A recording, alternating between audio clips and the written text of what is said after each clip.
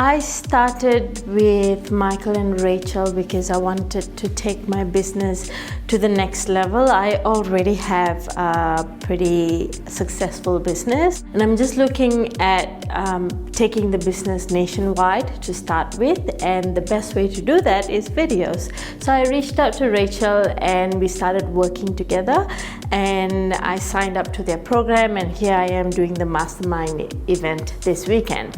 Now, the biggest takeaway from this is it gave me a lot of clarity as to where should I go from here, and allowed me to make a lot of decisions that I wouldn't make in any given day. So because of the amount of information that I've gotten through this event, we went through mindset stuff, we went through a lot of technical things. So I'm happy that I did this mastermind event, and it's been a very pleasant experience, and it's given me that much of clarity that I can actually take the stuff that I've learned from this event back to Melbourne and start acting on it right away.